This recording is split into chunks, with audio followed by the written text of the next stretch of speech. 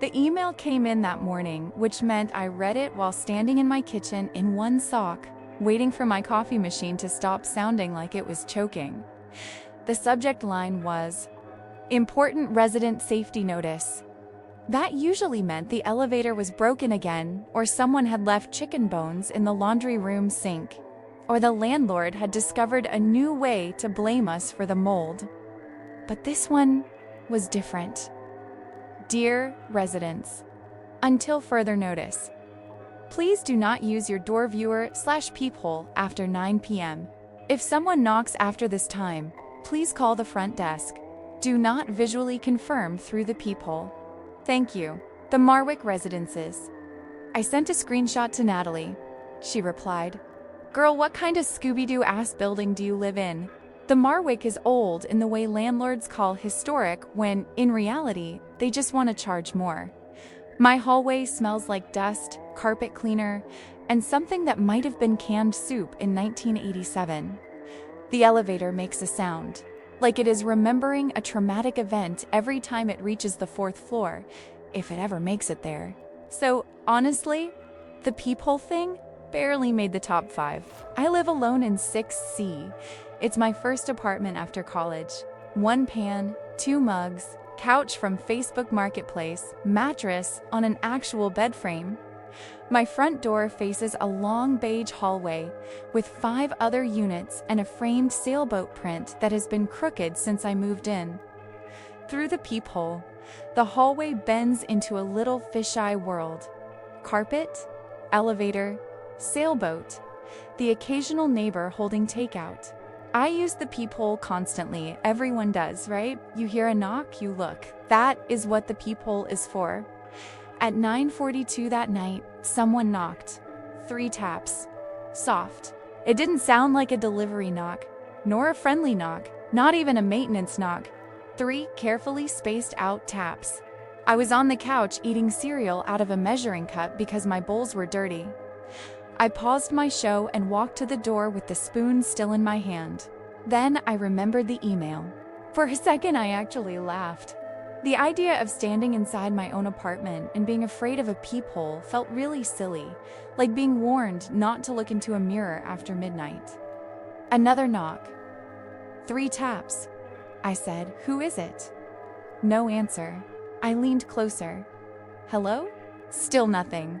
My eye was maybe 2 inches from the peephole when my phone buzzed. Another email with the same subject line, "Important resident safety notice." This one said, "Residents are reminded not to use their door viewers after 9 p.m. If you have already looked tonight, remain inside your unit and do not answer the door." I stared at it. Then, from the other side of my door, someone whispered, "Don't worry, you haven't looked yet." I backed up so fast I hit the little table by the door and knocked my keys to the floor. I called the front desk, voicemail. I called Natalie, no answer. The knocking started again while the phone rang. 3 taps. Pause. 3 taps. Pause. I called 911. I don't know what happened. I might have hit the wrong thing. Maybe the building's intercom app glitched. My hands were definitely shaking too much. But the call connected to the front desk. A woman answered. "Good evening. Thank you for calling the Marwick Residences." Her voice sounded normal and bored. "There's someone outside my door." I said, "What unit?" 6th C. A pause. Then she said, "Have you used your peephole tonight?" "No." "Are you sure?" "Yep." The knocking stopped. The woman exhaled. "Then don't start now," she said. "What's going on? Do you live alone?" I always hated that question. Why? Do you live alone? I didn't answer. There was paper shuffling on her end, like she was looking through a folder. Then she said, "Please move away from your door. Who's out there? Maintenance has been notified." "At night? It's almost 10. Please move away from your door.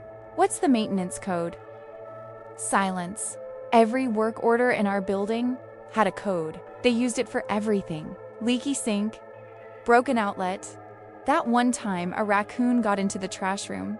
Maintenance always gave the code before entering. The woman said, "Excuse me? The work order code?" I said, "If maintenance is coming, what's the code?" Another pause. Then she hung up.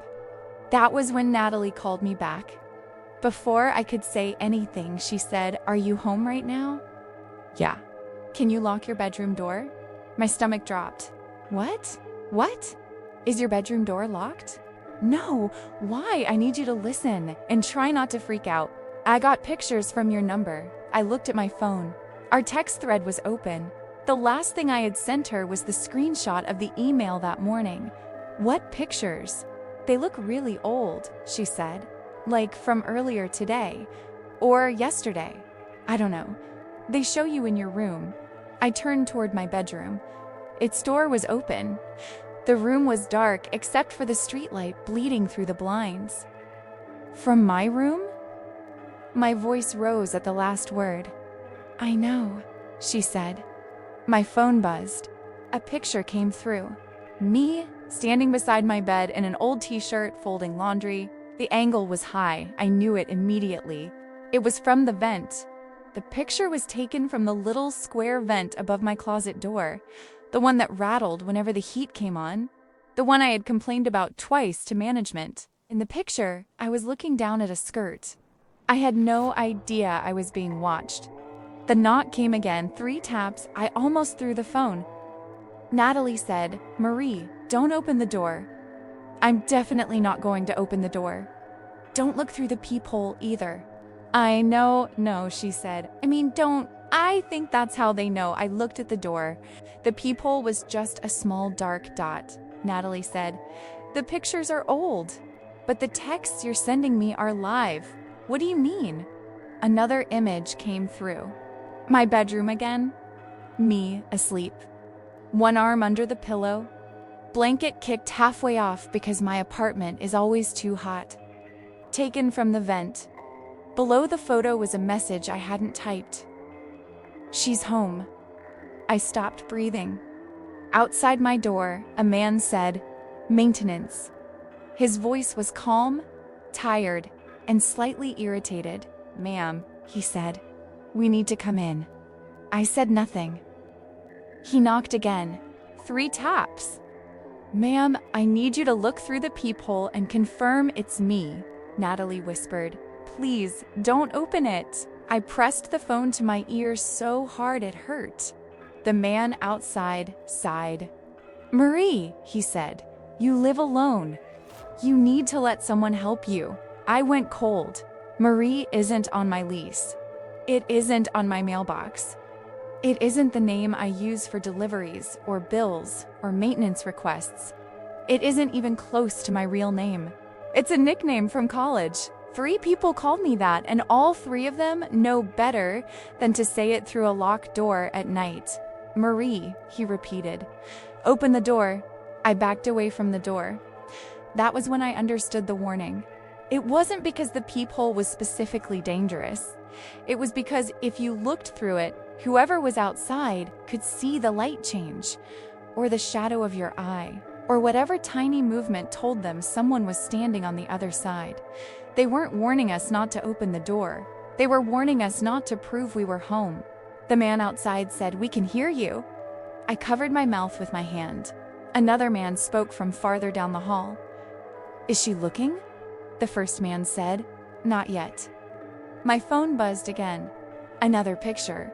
This one was not of my bedroom. It was my hallway, my door, the man outside it. He had a toolbox in one hand. Behind him stood 2 other men.